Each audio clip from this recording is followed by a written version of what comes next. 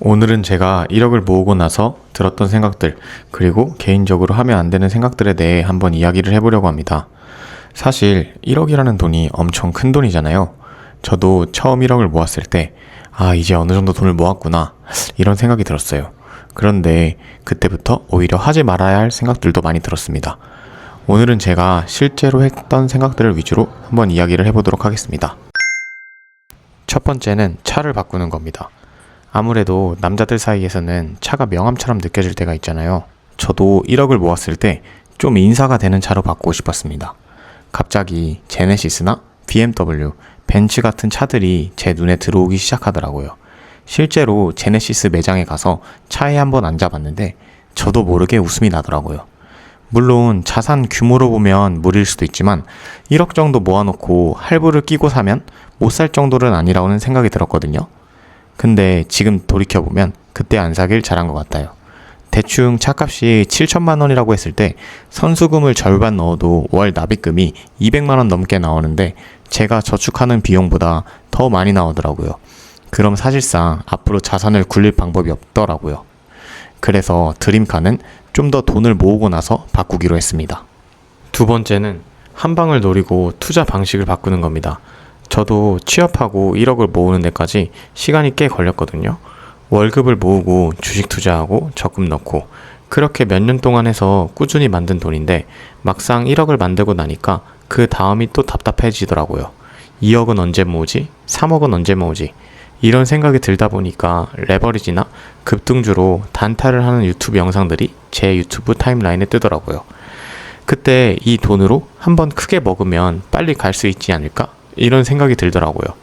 근데 가만히 생각해보면 제가 1억을 만든 방법은 결국 꾸준히 모은 거잖아요.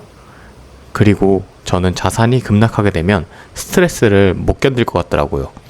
지수 ETF를 적립식으로 계속 모아가면서 만든 돈인데 갑자기 투자 방식을 바꿔버리는 건 오히려 지금까지 해온 걸 부정하는 행동일 수도 있겠다라는 생각이 들었어요.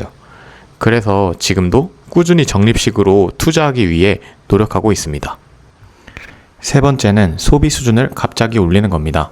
이건 평소 소비 습관과 여행도 모두 포함입니다. 저는 여행 자체는 정말 좋다고 생각해요. 신혼여행도 다녀왔고 최근에 베트남 여행도 다녀왔는데 거기서 얻는 행복도 분명히 있다고 생각하거든요. 근데 1억을 모았다는 이유만으로 갑자기 소비 수준을 올리는 건 조금 다른 이야기인 것 같아요. 예를 들어 무리해서 유럽 한 달 살기 같은 해외여행을 계획한다거나 돈이 많이 드는 운동을 시작한다거나 이런 것들이요. 생각해보면 소비 습관을 올리는 건 너무나도 쉬운데 한번 올라간 소비 습관을 다시 낮추는 건 어렵잖아요. 그래서 저는 1억을 모았다고 해서 생활 수준까지 같이 올리는 건 조심해야 한다고 생각합니다.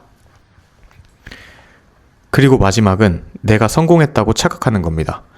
사실 저는 이게 가장 위험하다고 생각합니다. 1억을 모으면 뭔가 된 것 같고 뿌듯함이 몰려오면서 투자도 잘하는 사람처럼 느껴질 수가 있거든요. 제가 그렇게 생각했던 적이 있어요.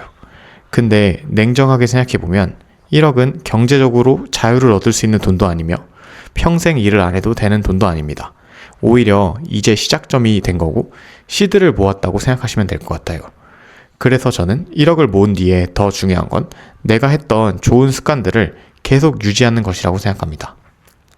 결국 1억은 끝나는 게 아니라 새로운 시작이라고 생각합니다.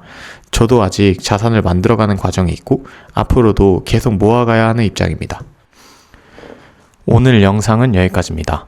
1억은 인생을 바꿔주는 돈이라기보다는 돈을 대하는 태도를 바꿔주는 금액이었던 것 같습니다. 여러분은 1억을 모으면 가장 먼저 어떤 생각이 들 것 같나요? 댓글로 남겨주세요. 저도 월급으로 자산을 만들어가는 과정을 계속 공유해 보도록 하겠습니다. 감사합니다.